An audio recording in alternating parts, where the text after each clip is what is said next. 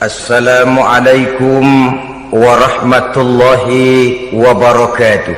Waalaikumsalam warahmatullahi wabarakatuh. Bismillahirrahmanirrahim. Alhamdulillahi rabbil alamin. Wal aqibatu lil muttaqin. Wala udwana illa 'alal zalimin. والصلاة والسلام على أشرف الأنبياء والمرسلين إمام المتقين سيد الغر المحجلين وعلى آله وأصحابه المجاهدين الطاهرين أما بعد. Saudara-saudara kaum muslimin rahimakumullah, Nabi Musa alaihi salam adalah salah seorang nabi yang termasuk di dalam kelompok ulul azmi, 5 di antara yang terbesar. Beliau mendapat gelar kalimullah, artinya rasul yang pernah diajak dialog langsung oleh Allah subhanahu wa ta'ala. Seperti yang kita maklum bahwa di zaman Nabi Yusuf alaihi salam, beliau membawa serta seluruh keluarganya untuk tinggal di Mesir. Maka berkembang biaklah keturunan Bani Israel di tanah Mesir.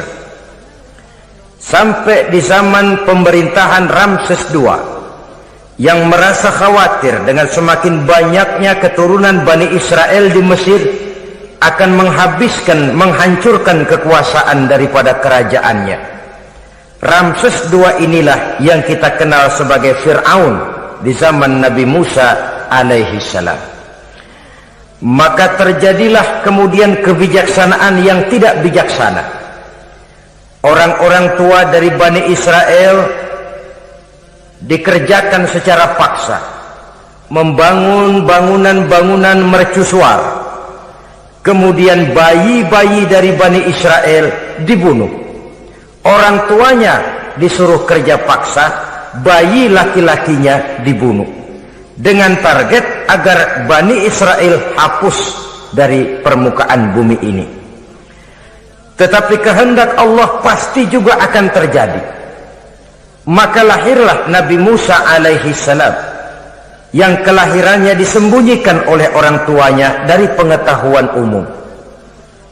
Namun bagaimanapun disembunyikan, kekhawatiran itu datang juga di hati ibu Nabi Musa alaihi salam.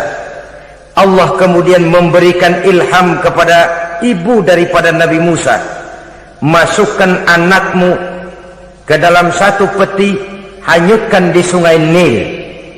Itu dilakukan oleh ibu Nabi Musa alaihi salam. Dimasukkannya bayi Musa ini ke dalam peti, ditutup rapat, dihanyutkan di sungai Nil. Kemudian ibu tadi memerintahkan saudara perempuannya untuk mengikuti kemana peti ini hanyut di bawah arus sungai Nil. Adapun peti ini kemudian hanyut dibawa oleh arus sungai Nil, memasuki istana Fir'aun.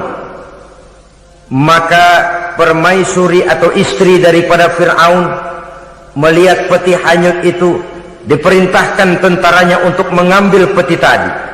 Manakala peti terbuka, berisi seorang bayi laki-laki yang sangat mungil, sangat gembiralah istri daripada Fir'aun. Diusulkannya kepada suaminya agar bayi laki-laki tadi diambil saja, dijadikan sebagai anak angkat, dipelihara dan dibesarkan dalam istana. Fir'aun menerima usul daripada istrinya. Maka sejak saat itu dijaga, dipelihara dan dibesarkanlah Nabi Musa alaihi salam di lingkungan istana Fir'aun laknatullah alaihi. Begitulah ia memasuki masa remajanya, tumbuh sebagai anak angkat daripada Fir'aun dengan segala fasilitas yang serba cukup di dalam istana Fir'aun. Sampai pada masanya di mana ia kemudian menyadari bahwa ia sebenarnya bukan dari keturunan orang-orang Mesir, tapi berasal dari keturunan Bani Israel. Sehingga satu hari ketika ia keluar dari istana, ia bertemu dengan orang yang sedang bertengkar satu dari keturunan Bani Israel, satu lagi dari orang Mesir. Musa membantu orang Israel ini melerai perkelahian, tapi kemudian Nabi Musa memukul orang Mesir tadi, dan memang hebat, sekali pukul mati. Saudara-saudara, tidak sengaja Nabi Musa itu hanya memukul, memberikan peringatan, tapi mati. Ini disembunyikan oleh Nabi Musa, tapi bagaimanapun disembunyikannya, akhirnya toh tahu. Apalagi Fir'aun sejak awal memang sudah mendapat firasat. Jangan-jangan inilah yang banyak diramalkan oleh dukun-dukunku, ahli nujum di istanaku, bahwa akan lahir seorang anak laki-laki dari keturunan Bani Israel yang akan menghancurkan kekuasaanku, memusnahkan kerajaanku. Jangan-jangan ini orangnya. Sejak hari pertama menemukan bayi Musa, Fir'aun sudah punya firasat ke arah itu. Tapi karena kalah oleh desakan istrinya, maka diterimalah Musa untuk dibesarkan di dalam lingkungan istana. Sehingga akhirnya oleh karena perasaan bersalah ini, Nabi Musa melarikan diri dari istana Fir'aun setelah nyata-nyata bahwa dia memang keturunan Bani Israel. Melarikan dirilah Nabi Musa alaihi salam keluar dari Mesir menuju negeri Madian. Di dalam pengembaraannya, saudara-saudara, di satu lembah, Nabi Musa ketika itu belum menjadi nabi. Pemuda Musa ketika itu sedang beristirahat. Dari kejauhan dilihatnya orang sedang berdesak-desakan. Rupanya adalah pengembala kambing yang akan mengambil air dari dalam sumur. Mereka berdesak-desakan, berebut karena sumur cuma satu, yang ambil air kelewat banyak. Di antara desakan-desakan orang itu, Nabi Musa melihat dua orang wanita kakak beradik minggir saja, tidak ikut berdesak-desakan. Nabi Musa menghampiri dua wanita tadi. Kamu sedang apa di sini? Kami sebenarnya ingin mengambil air. Kenapa tidak ikut berdesak-desakan? Itulah soalnya. Mereka laki-laki semua, gagah perkasa pula. Kalau kami ikut berdesak-desakan, bagaimana jadinya kami? Biarlah kami mengalah menunggu sampai mereka selesai semuanya, baru kami akan mengambil air. Mengertilah Nabi Musa bahwa wanita kakak beradik ini demikian halus akhlaknya, gak mau berdesak-desakan sama orang laki. Budi pekertinya sedemikian luhur. Tungguin aja dah, ntar juga beres. Kalau semua udah kan pada minggir, kita nggak pakai berdesak-desakan. Saudara hadirin, menyadari kodrat kewanitaannya, sehingga berdesak-desakan itu saja sudah dianggap bisa mengurangi citranya sebagai wanita. Biar dia ngalah aja, tungguin ntar juga rapi. Bukan malah ikut ngerangsak gitu. Enak nih berdesakan sama orang laki nih, lumayan nih.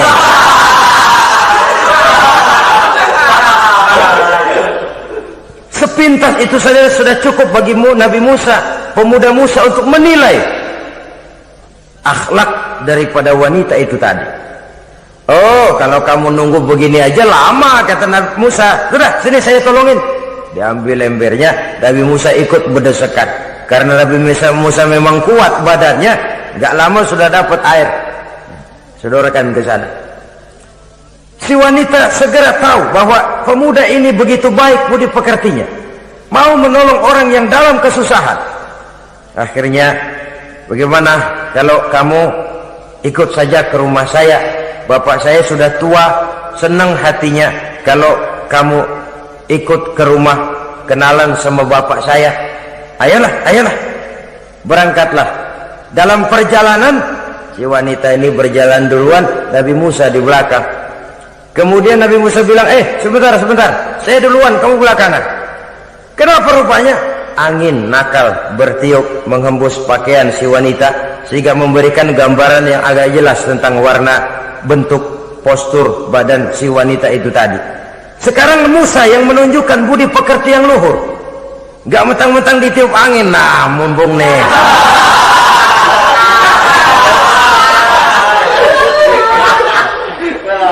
rezeki nih kapan lagi nyari yang begini?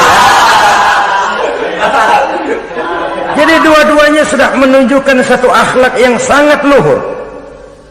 Dan manakala sampai di rumah si wanita kakak beradik tadi, diceritakanlah halnya bahwa dia ditolong oleh seorang pemuda. Inilah orangnya. Sangat bersukacitalah hati orang tua kedua wanita itu tadi. Lalu usul si wanita tadi, Pak, kita kan di sini banyak punya kambing, nggak ada yang bantuin gembala. Bapak sudah tua. Kalau ini orang kita minta tinggal di sini saja, gimana Pak? Ya terserah kamulah.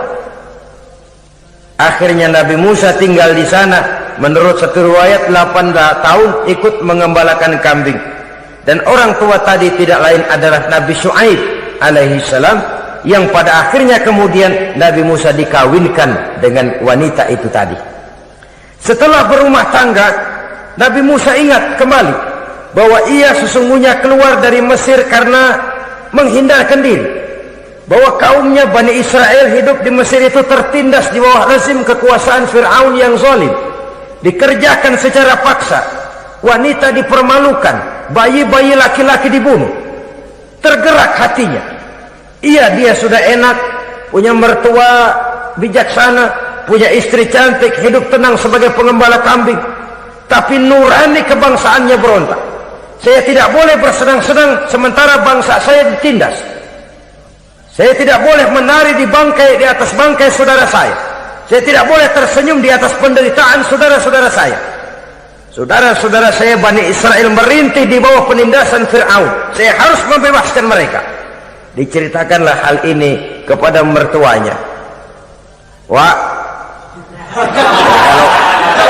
kalau pakai bahasa mertua, saya mau kembali ke Mesir. Untuk apa Musa? Untuk menyelamatkan saudara-saudara saya Bani Israel yang masih dalam cengkraman kezaliman rezim Fir'aun. Saya harus membebaskan mereka. Ya kalau memang itu tekadmu nak, berangkatlah. Bapak mengiringimu dengan doa. Berangkatlah Nabi Musa bersama istrinya. Sampai ketika beliau sedang istirahat di satu lembah, dari kejauhan beliau melihat ada api menyala. Beliau berkata kepada istrinya, kau tunggu di sini. Tidak lama saya akan kembali. Saya akan menghampiri api itu. Berangkat Nabi Musa ke arah api menyala tadi. Makin didekati makin terang sinarnya. Sampai kemudian terdengar suara, ya Musa, inni ana rabbuka fakhla' na'laik. Innaka bil wadil muqaddasi tuwa wa ana ikhtartuka fastami' lima yuha. Wahai Musa, akulah Tuhanmu, bukalah terompahmu. Sesungguhnya engkau berada di satu lembah yang disucikan bernama lembah tua. Aku telah memilihmu Musa, dan sekarang dengarlah apa yang diwahyukan kepadamu. Pada saat itulah turun wahyu pertama, dan resmilah sudah Nabi Musa diangkat menjadi Rasul oleh Allah Subhanahu wa ta'ala di satu lembah di Bukit Tursina. Apa wahyu yang pertama turun? Bunyinya, innani anallah la ilaha illa ana fa'budni. Sesungguhnya aku inilah adalah benar-benar Tuhanmu, tidak ada Allah selain daripada aku, maka hendaklah engkau hanya beribadah menyembah kepada aku. Ini umum saudara. Semua Rasul yang diutus Allah, inilah ajaran prinsipnya. Anallah la ilaha illa ana, akulah Allah Tuhanmu, tidak ada Tuhan lain selain Allah. Semua Rasul membawa ajaran ini. Oleh sebab itu, bukan hanya sekadar percaya kepada Tuhan saja yang penting. Sudahlah, pokoknya kan percaya kepada Tuhan. Iya, Tuhan yang mana?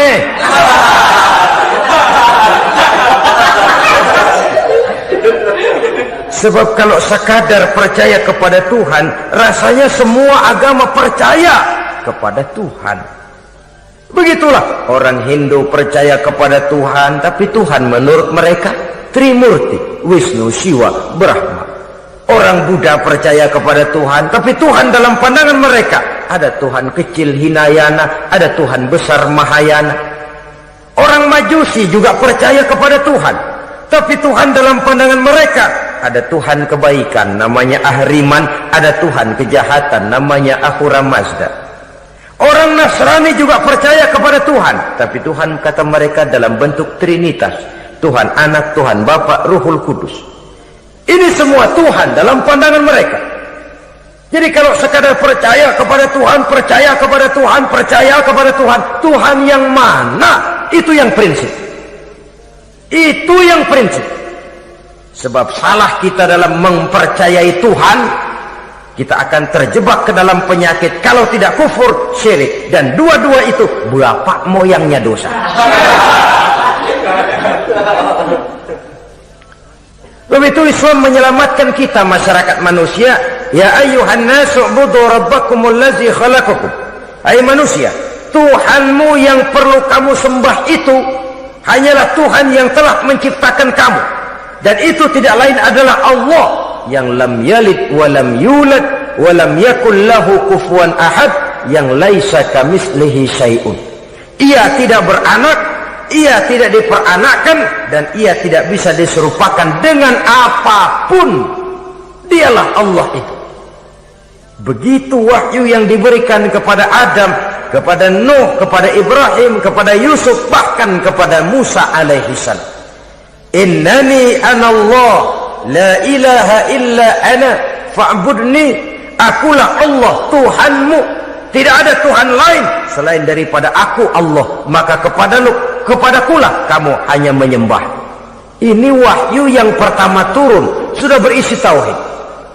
Jadi hakikatnya agama Yahudi, saudara, adalah agama tauhid, agama monoteis, agama yang mengajarkan hanya ada satu Tuhan untuk seluruh alam, dan Tuhan itu adalah Allah subhanahu wa ta'ala.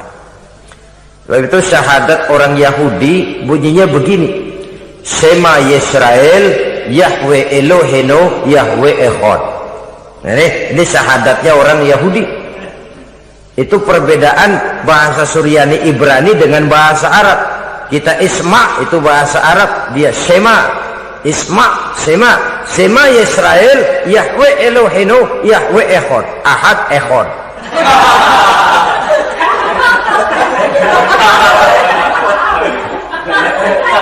Maksudnya jelas, Shema Yisrael Yahweh Elohenu Yahweh Echad. Dengarlah hai Israel, Tuhan kita ialah Tuhan yang Esa. Yahweh kata mereka, Tuhan kita ialah Tuhan yang Esa. Esa tunggal, tidak beranak, tidak diperanakan. Kalau masih beranak, masih diperanakan, jangan Esa disebut, sebab dia masih berbilang, dan maha suci Allah daripada sifat berbilang. Jadi asas dari seluruh misi yang dibawa oleh Rasul yang 25 itu sama, tauhid inti ajarannya. Setelah tauhid, wa aqimis sholata li dzikri, dan dirikanlah solat untuk mengingat aku. Jadi solat pun diwajibkan kepada Nabi Musa, cuma teknisnya yang berbeda. Bagaimana solat di zaman Nabi Musa, bagaimana solat di zaman Nabi Sulaiman, bagaimana solat di zaman Nabi Muhammad. Prinsipnya sama, solat, teknisnya yang berbeda. Di zaman Nabi Sulaiman konon solat itu tidak pakai ruku, tidak pakai sujud, diri saja. Makanya Nabi Sulaiman itu menurut riwayat meninggalnya dalam posisi berdiri. Artinya apa? Dalam keadaan solat beliau itu. Bukan diri ngejedek kayak kita nungguin bus, bukan.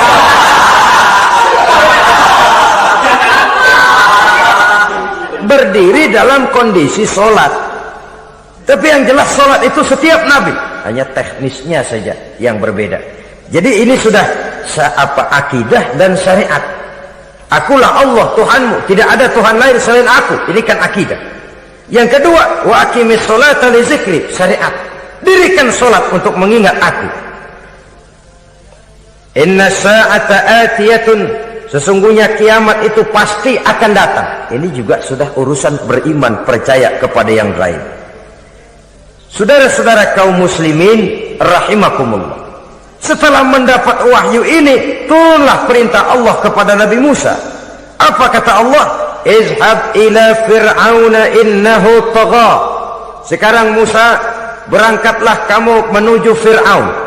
ia telah melampaui batas. Berangkatlah kamu ke sana Musa, hadapi Fir'aun, sampaikan dakwah ini. Ia telah melampaui batas. Innahu tagha, ia telah berlebih-lebihan. Nah, saudara-saudara, jadi dua fungsi sudah. Kalau pada mulanya Nabi Musa berniat kembali ke Mesir hanya untuk membebaskan kaumnya Bani Israel, sekarang malah bertambah. Tidak hanya sekedar itu, malah lebih utama adalah menyampaikan risalah, menyampaikan misi kerasulannya, menyadarkan Fir'aun, menegakkan tauhid, mengembangkan syariat. Bertambahlah tugas Nabi Musa sebagai pejuang bangsa, juga sebagai mujahid, pejuang agama. Pada mulanya sebagai pejuang bangsa tuh, artinya Nabi Musa ini kembali kepada Fir'aun di Mesir, tujuannya tadi kan cuma untuk membebaskan Bani Israel kaumnya. Ini pejuang bangsa. Tapi di tengah jalan ia mendapat wahyu. Berangkat kau kepada Fir'aun, innahu tagha, ia telah melampaui batas. Sadarkan dirinya, canangkan tauhid, sampaikan syariat. Bertambahlah tugasnya. Lebih daripada sekedar pejuang bangsa, ia juga pejuang agama, pejuang tauhid. Dwi fungsi. Kadang-kadang ada pejuang agama tapi tidak pejuang bangsa. Kadang-kadang ada pejuang bangsa tapi tidak pejuang agama. Nah, saudara-saudara kaum muslimin rahimakumullah, idealnya ya kedua-duanya. Ya pejuang agama, ya pejuang bangsa juga. Mendapat tugas seperti ini, apa permohonan Nabi Musa alaihi salam? Beliau berkata, qala rabbi shrah li sadri wa yassir li amri wahlul 'uqdatam min lisani yafqahu qawli waj'al li waziran min ahli haruna akhi usdud biha uzri. Ini permohonan Nabi Musa ketika dilantik menjadi rasul, diberikan tugas, berangkat kau ke Mesir, sampaikan risalah ini kepada Fir'aun karena ia telah melampaui batas. Apa permohonan Nabi Musa? Rabbi syrah li sadri, ya Allah lapangkan hati saya. Wa yassir li amri, mudahkan urusan saya. Wahlul 'uqdatam min lisani, buka kebekuan lidah saya. Yafqahu qawli, sehingga mereka mengerti apa yang akan saya bicarakan. Ini kondisi dasar. Memulai satu perjuangan dengan persiapan dasar. Apa permohonan pertama? Isyrah li sadri, lapangkan jiwa saya. Menghadapi musuh dengan jiwa yang lapang itu penting. Kalau kita menghadapi musuh dengan jiwa yang sempit, kita sudah kalah sebelum perang. Menghadapi musuh dengan jiwa yang lapang, artinya masih berharap kalau dia mau mengikuti ajaran ini. Jadi pada tahap pertama itu datang bukan sebagai orang yang mau membasmi, tapi sebagai orang yang mau menyelamatkan. Ini perlu jiwa yang lapang. Sebab dakwah Nabi Musa itu kan pertama menyadarkan Fir'aun dulu. Nanti akan kita lihat setelah disadarkan dengan kata-kata, tidak kena juga dengan bukti berupa mukjizat. Masih bandel juga. Musa mohon supaya dikirim bencana. Masih nggak mempan juga, habis deh urusan. Jadi ada tahapan-tahapan sesuai dengan kemungkinan Fir'aun bisa menerima. Sama juga bayi itu kan kalau baru lahir ke dunia, bro, kasih susu emaknya dulu. Gedean dikit, bubur. Gedean lagi, nasi ulek dah. Udah gede betul, nasi. Udah gede banget, jengkol jijelin.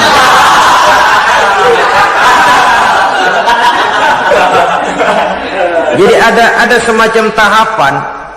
Kalau begitu lahir dikasih jengkol kan habis. Peringatan dulu. Setelah peringatan, bukti berupa mukjizat. Dihadapkan dengan sihir, menang mukjizat. Masih tidak mempan juga, teguran, dikirimkan azab, dikirimkan bencana.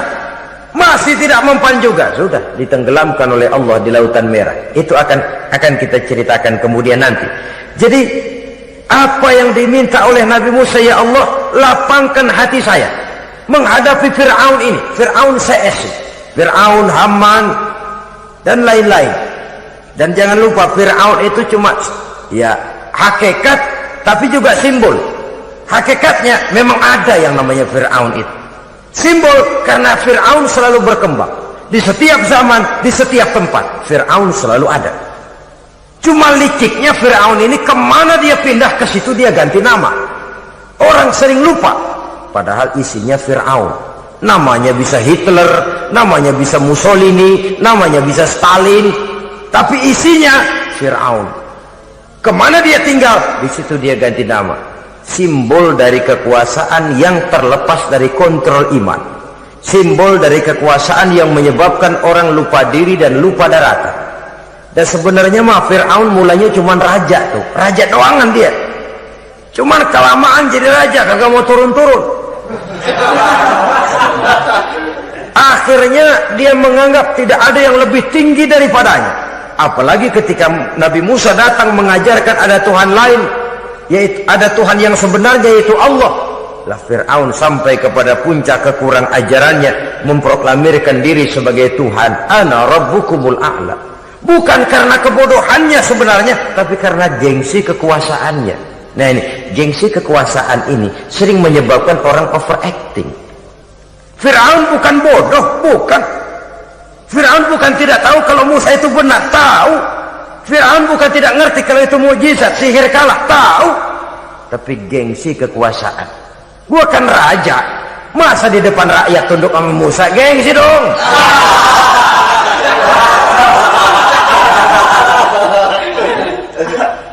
Cobalah lihat, gengsi kekuasaan sering membuat orang mau menginjak-injak kebenaran, mau membohongi hati nuraninya sendiri, mau membohongi kolbinya, hatinya.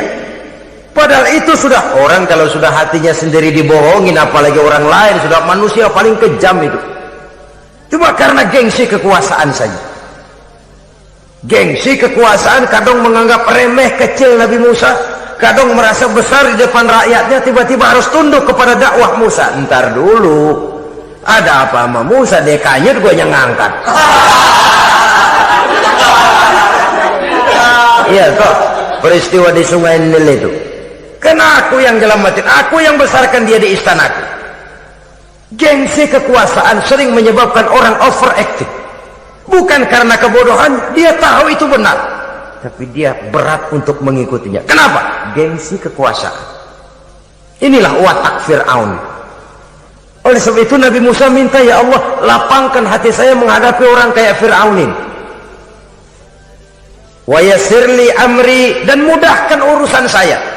Nah, ini orang berjuang itu, saudara, setelah segala taktik dan strategi dibicarakan, segala persiapan fisik disiapkan, jangan lupa wa yassirli amri, ya Allah, mudahkan urusan saya.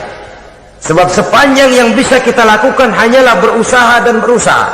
Kepastian, ketentuan, hak prerogatif daripada Allah Azza wa Jalla. Kalau Allah memberikan kemudahan, satu dunia orang mau menghadang, no problem. Kalau Allah sudah memberikan kemudahan, satu dunia orang mau mendatangkan kesulitan, gak ada gunanya. Wa yassirli amri, mudahkan kiranya urusan saya ini ya Allah. Karena sudah terbayang oleh Musa. Pertama, faktor psikologis. Bagaimanapun Fir'aun itu kan bapak angkat sendiri. Ya orang kalau nasihatin orang lain barangkali nggak terlalu jadi beban moral. Tapi kalau sudah menasehati orang yang pernah mengasuh dan membesarkan dia, itu kan beban moral.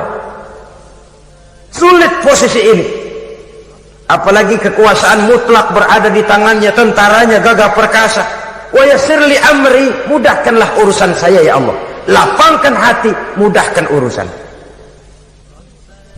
Saudara-saudara kaum muslimin rahimakumullah, permohonan yang ketiga dari Nabi Musa setelah minta dilapangkan hati dan dimudahkan urusan, wahlul 'uqdatam min lisan, bukalah kebekuan lidahku.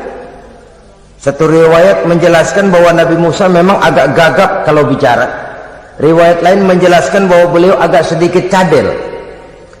Tapi yang jelas, minta agar dibukakan kebekuan lidah.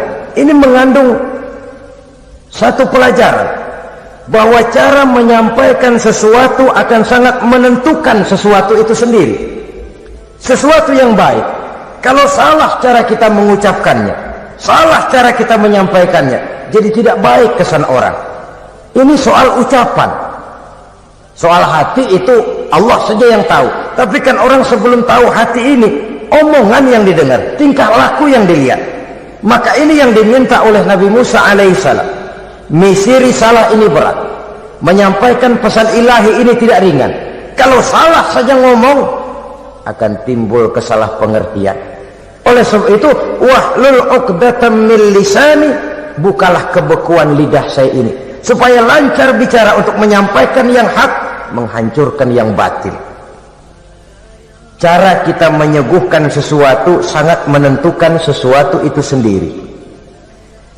Saudara datang ke rumah saya, yang saya suguhkan cuma segelas teh pahit dan singkong goreng, tapi kalau dengan kata-kata yang menyentuh, enak didengar telinga, nggak berasa tuh singkong goreng. Sebaliknya yang disuguhkan makanan mahal, mewah, lezat, caranya kasar, omongannya nggak enak didengar. Maka anda sikat abis ini, gue tahu lu lapar abis ini.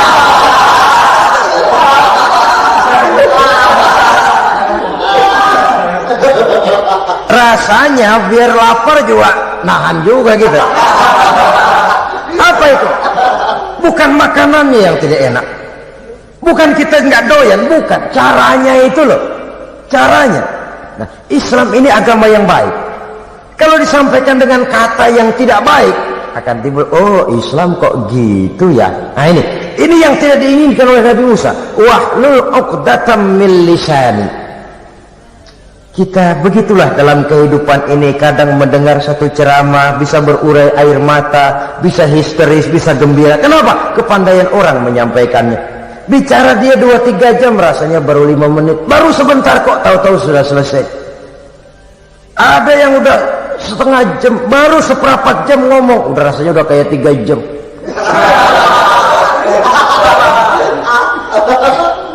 Kita udah berbisikkan, udah dah. Wahlul 'uqdatam min lisani. Targetnya apa? Yafqahu qawli, agar mereka memahami. Tentu lawannya agar mereka tidak salah mengerti, agar mereka tidak salah paham. So, kalau misi ini diterima dengan salah paham, dakwah tidak nyambung. Maka ini doa banyak dibaca, diamalkan oleh orang-orang mimbar yang sering pidato. Lapang hati melihat kerumunan orang banyak, tapi nggak dak-dikduk, nggak kena demam mimbar. Udara dingin tapi keringat, baju basah. Saudara hadirin yang saya hormati, lalu permohonan yang selanjutnya daripada Nabi Musa alaihissalam, waj'al li waziran min ahli, dan jadikanlah bagiku seorang pembantu dari keluargaku. Siapa? Haruna akhi, dia tidak lain adalah saudaraku Harun. Usdud biha uzri, akan saya limpahkan kepadanya segala beban-beban yang saya derita. Artinya orang berjuang perlu teman, nggak bisa sendirian. Nggak, bagaimanapun hebatnya kita tetap memerlukan bantuan daripada orang lain. Sendiri memang lebih baik daripada berteman orang jahat, tapi berdua lebih baik daripada sendiri. Bertiga lebih baik daripada berdua. Makin banyak makin baik. Untuk satu persoalan yang besar memerlukan kebersamaan. Begitulah Nabi Musa memberikan contoh. Saya tidak bisa berjuang sendiri, saya minta dibantu oleh saudara saya Harun. Jadikan dia pembantu saya, tempat saya membagi suka dan duka dalam perjuangan ini, tempat saya bercerita, tempat saya mengeluh, tempat saya melarikan persoalan. Sebab beban hati itu akan berkurang kalau kita ada tempat kita bercerita.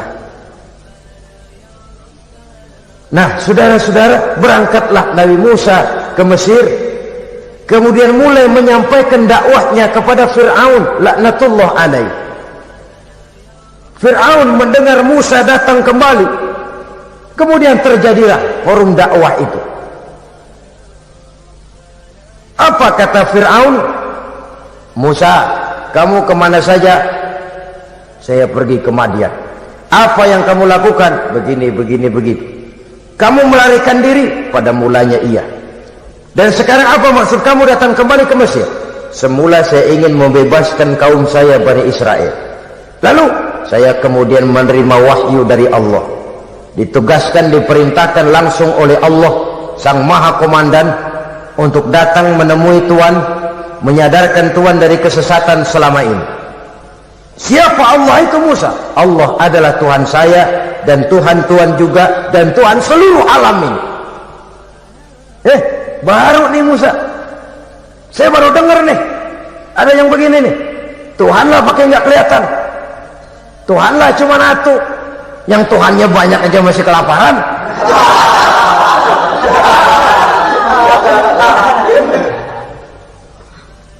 Di mana Tuhan? Tuhan saya bersemayam di aras, tempat yang sangat tinggi. Haman, kata Fir'aun kepada Perdana Menterinya, bikin menara yang tinggi, bikin rakyat kerja paksa lagi, bikin menara tinggi, naik Fir'aun ke atasnya, melepas panah dari atasnya. Menurut satu riwayat, panah itu ditangkap oleh malaikat, ditublaskan ke ikan, lalu dikembalikan lagi kepada Fir'aun dalam kondisi di mana panah itu berdarah. Dia tangkap lagi oleh Fir'aun, turun ke bawah, pidato di depan rakyatnya. Lihatin, Tuhan Musa udah saya panah nih. Mati. Saudara hadirin yang saya hormati, dengan segala macam dalih Fir'aun mencoba mengingkari dakwah Nabi Musa alaihi salam. Baiklah Musa, andai kata kamu benar, apa buktinya? Tuhan mau apa? Kamu sanggup menandingi tukang sihir saya? Insya Allah. Ayo kumpul tukang sihir, kumpul. Kumpulkan tukang sihir, dilepaskan tali-tali kecil, berubah jadi ular mengejar Musa. Musa oleh Allah difirmankan, lemparkan tongkatmu Musa. Musa melemparkan tongkatnya. Tongkat Musa kemudian berubah menjadi ular besar yang menerkam ular-ular kecil tadi. Habis itu ular kecil ciptaan tukang sihir Fir'aun. Begitu hebat mukjizat yang diberikan Nabi Musa, dan Fir'aun tahu itu mukjizat, tapi dia ingkar juga, tidak mau beriman. Sudah nyata bukti, sudah jelas saksi, dia tetap ingkar. Akhirnya Nabi Musa berdoa memohon kepada Allah, Rabbana innaka ataita fir'auna wa mala'ahu zinatan wa amwalan fil hayatid dunya. Wahai Allah, sungguh engkau telah memberikan kepada Fir'aun dan para pembesarnya zinatan, segala macam perhiasan, wa amwalan, dan segala macam harta benda, fil hayatid dunya, di dalam kehidupan dunia ini. Rabbana liyudillu an sabilik, semuanya hanya menyebabkan mereka jadi sesat dari jalanmu. Rabbana tmis ala amwalihim, ya Allah binasakanlah mereka di dalam hartanya. Wasdud ala qulubihim, tutuplah pintu hatinya. Fala yu'minu hatta yarawul azabal alim, mereka tidak akan beriman sampai mereka melihat azab yang sangat pedih. Sudah dibuktikan dakwah baik-baik tidak mempan, bukti berupa mukjizat tidak kena, sampai dikirimkan teguran berupa berbagai macam bencana masih tidak juga beriman. Akhirnya Nabi Musa memutuskan, kalau begitu menyelamatkan kaum dululah. Kaumnya Bani Israel dibebaskan dari perbudakan, dibawa oleh Musa keluar dari Fir'aun, dari Mesir, dikejar oleh Fir'aun. Dalam pengejaran ini sampailah Nabi Musa di tepian Laut Merah. Buntu, depan laut, belakang tentara Fir'aun. Maju kecebur, mundur kepergok musuh, nggak ada pilihan lain. Dalam kondisi seperti ini, Allah subhanahu wa ta'ala berfirman kepada Musa, lemparkan tongkatmu ke laut, hai Musa. Musa melemparkan tongkatnya ke laut, terjadilah mukjizat. Laut terbelah, jalan muncul ke permukaan laut. Lewat Musa di jalan itu, Fir'aun terus mengejar. Ketika Musa sampai di tepian sebelah sana, Fir'aun masih di tengah jalan. Laut menutup kembali, hilang itu jalanan. Fir'aun dan seluruh tentaranya tenggelam di Lautan Merah. mati. Pada saat kondisi seperti itulah Fir'aun dalam keadaan menghadapi sakaratul maut, napas cengap-cengap, hampir putus di leher, berkata dia, amantu bi Rabbi Musa wa Harun. Kalau begini mah saya juga percaya dah sama Tuhan, percaya dah sama Tuhannya Musa dan Tuhannya Harun. Kata malaikat maut, kemarin kemana mas?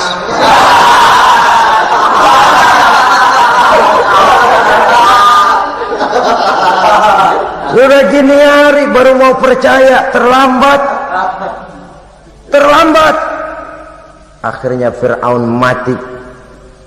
mati, tapi badannya utuh. Allah berjanji, wa kadzalika nunajjika bi badanika litakuna liman khalfaka ayah.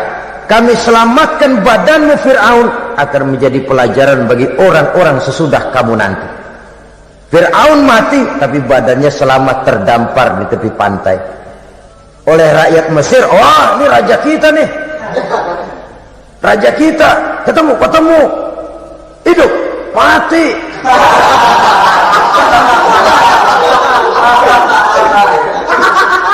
Kemudian sesuai dengan tradisi raja waktu itu, dimumilah badannya, diawetkan, sehingga sampai sekarang jenazah atau jasad daripada Fir'aun ini masih tersimpan dengan baik di museum negara di Mesir itu. Saudara-saudara kaum muslimin rahimakumullah. Jadi satu hal yang bisa kita ambil pelajaran daripada riwayat perjalanan dakwah Nabi Musa ini, bahwa dakwah menyampaikan risalah memang bukan jalan lurus dan licin bertabur bunga di kanan kirinya. Dakwah menyampaikan pesan agama, jalannya berliku, berbelok, menanjak, menurun, banyak onak dan duri di sekelilingnya. Yang paling makan hati adalah apabila sudah berdakwah kepada penguasa yang zalim, seperti halnya Fir'aun ini. Bagaimanapun ia punya kekuasaan, ia punya tentara, ia bisa menghitamkan yang putih, ia bisa memutihkan yang hitam. Kalau bukan iman yang jadi landasan moral dalam perjuangan, orang mudah frustasi. Kalau berdakwah kepada rakyat kecil, resiko kurang. Kalau berdakwah kepada para pengusaha, resiko kurang. Kalau berdakwah kepada kelompok-kelompok yang tidak memegang kekuasaan, resiko kurang. Tapi kalau sudah kelompok memegang kekuasaan, yang tersinggung gengsi kekuasaannya, disitulah resikonya sedemikian besar. Ini yang dihadapi oleh Nabi Musa alaihissalam. Tapi yang dijalaninya dengan tabah, dengan tekun. Karena kebenaran memang bisa ditekan, tapi satu hal yang jelas, kebenaran sama sekali tidak akan bisa dikalahkan. Buat sementara dia bisa ditekan, tapi lambat atau cepat dia pasti akan muncul ke permukaan, dan kebenaran jugalah yang akan tampil sebagai pemenang. Sebenarnya kurang apa Fir'aun? Kekuasaan mutlak berada di tangannya. Seluruh menteri-menterinya adalah pendukungnya belaka. Rakyat dipaksa untuk takut dan taat kepadanya. Dia adalah kekuasaan tunggal di Mesir. Sementara kaum Bani Israel berada di bawah penjajahannya, penindasannya, kesewenang-wenangannya. Dan bahkan ketika Nabi Musa sudah menyampaikan dakwahnya, Fir'aun malah sempat mengungkap jasa. Musa, kamu kok sekarang bisa begitu? Enggak ingat ya dulu kamu hanyut di sungai Nil, istri saya kan yang angkat, saya yang besarkan di istana saya. Kok sekarang kamu bisa melawan saya sih? Ini biasa. Apa jawab Nabi Musa? Kenikmatan yang kau berikan kepada saya belum seberapa ketimbang penghinaanmu kepada kaum saya Bani Israel. Jangan kau menyangka Fir'aun, kalau saya kau bikin senang, saya lalu akan mau mengkhianati bangsa saya sendiri. Tidak. Sama sekali kesenangan yang kau berikan kepada saya tidak akan menutup mata saya dari kondisi yang dihadapi oleh kaum saya, oleh umat saya. Mereka tersiksa, mereka menderita, mereka merana. Haruskah saya lupakan mereka cuma karena saya sudah tinggal di istanamu, engkau yang membesarkan? Padahal kau pun membesarkan saya bukan karena kemauanmu. Desakan daripada istrimu. Jangan ngitung-ngitung jasa Fir'aun. Andai kata pun jasamu ada kepada saya, belum seberapa ketimbang penghinaanmu kepada bangsa saya Bani Israel. Di situ Nabi Musa menunjukkan sifat nasionalisme yang sangat tinggi, rasa nasionalisme yang sangat mendalam. Kadang-kadang kan orang ya seperti di zaman penjajahan Belanda, karena diangkat jadi tuan tanah, bangsanya sendiri diinjak-injak. Karena diangkat jadi centeng dikit doang, kumis mbaplang dah bukan main. Bangsanya sendiri diinjak-injak. Fir'aun mengingatkan ini, kalau cara kita lo gede di sini, makan di sini, segala macam di sini dah. Masa lupa kacang sama kulitnya? Kasarnya mah lu bisa begini nih, Musa nih gue yang ngerawatin lu. Saya yang menjagamu, mengangkatmu dari sungai Nil. Masa sekarang sudah gede begini kamu mau berhadapan dengan saya? Punya pikiran dong dikit kalau cara kita. Mikir dong, mikir. Dulu lagi kayu di Nil, siapa yang angkat? Musa tidak membantah. Betul itu Fir'aun, betul. Tapi apalah artinya semua itu ketimbang penghinaan yang engkau berikan kepada bangsa saya? Saya tidak mungkin menari-nari di atas bangkai umat saya. Saya tidak mungkin bersenang-senang di atas penderitaan kaum saya. Dan saya tidak mungkin senyum ceria di atas derita daripada kaum saya. Dengan tidak melupakan jasamu, saya tidak akan merubah pendirian saya. Saya ingin membebaskan penjajahan. Saya ingin membebaskan kaum saya Bani Israel dari belenggu penindasan. Kalau engkau sudah tidak mau mendengar dakwah yang saya sampaikan, tidak mau bertuhan Allah, tidak mau menyembah kepadanya, tetap dengan keangkuhan dan kesombonganmu sekarang ini, okelah, berjalanlah dengan keyakinanmu. Tapi saya harus membebaskan kaum saya Bani Israel. Saudara-saudara kaum muslimin rahimakumullah, itulah jalan dakwah, jalan menyampaikan risalah agama, risalah Islam. Sekali lagi, bukan jalan lurus bertabur bunga. Tapi agama memberikan ajaran, balighu anni walau ayat. Sampaikan dari aku, walaupun cuma sekedar satu ayat saja. Tugas ini memang mulia, tapi berat. Tugas ini memang terhormat, tapi penuh resiko. Ya kalau menyampaikan asal sekedar menyampaikan, sudahlah, pokoknya nyampaikan, percaya syukur kagak udah dah. Bukan cuma sekadar itu, ada semacam tanggung jawab moral. Maka kondisi dasar yang dilakukan oleh Nabi Musa, permohonan yang tadi itu, ya Allah lapangkan hati saya. Jalan ini penuh onak dan duri, berliku menanjak menurun. Banyak halangan, tentangan, rintangan, dan fitnahan. Kemudian mudahkan urusan saya. Menentang kekuasaan Fir'aun bukan perkara ringan. Bukan urusan main-main. Menentang raja yang sedang berkuasa. Kekuasaannya mutlak, otoriter pula. Diktator murni Fir'aun itu. Mudahkan urusan saya menghadapi jalan ini ya Allah. Karena tidak mungkin menurut otak. Mana bisa kata kebiasaan, impossible kata rasio. Kalau Allah mau memudahkan, semua jalan akan terbuka dengan mudah. Tapi kalau Allah yang mempersulit, bagaimanapun matangnya perhitungan strategi, taktik, rencana, program, planning, kalau Allah mempersulit, jalan itu akan jadi buntu jadinya. Oleh sebab itu maka persiapan zahir harus diimbangi dengan persiapan batin. Untuk menegakkan sesuatu yang hak, menghancurkan sesuatu yang batil, sebagaimana yang dilakukan oleh Nabi Musa alaihi salam ini. Dan segala macam tantangan dihadapi oleh Nabi Musa. Kau menyampaikan risalah bahwa engkau Rasul? Ya. Kau punya bukti? Siap. Apa buktimu? Ini, tongkat dilempar jadi ular, tangannya dimasukkan ke saku baju, lalu dikeluarkan bersinar gemerlapan, lebih sinar dari lampu merkuri. Sampai Fir'aun silau dibuatnya bersesudah. Musa sudah, masukkan tanganmu lagi, masukkan tanganmu lagi. Dia tahu, dia sadar itu bukan sihir, tapi lagi-lagi gengsi kekuasaan. Sehingga pantas kalau Nabi pernah bersabda, afdalul jihad kalimatu haqqin inda imamin jair. Jihad yang paling besar adalah mengucapkan kebenaran di depan penguasa yang zalim.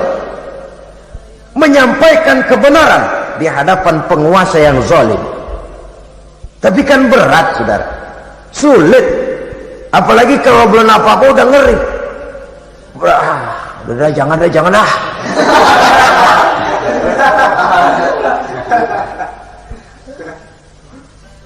Itu sebabnya Ishrah li sadri, lapangkan hati saya. Saya tidak punya kepentingan apa-apa kecuali menyampaikan kebenaran.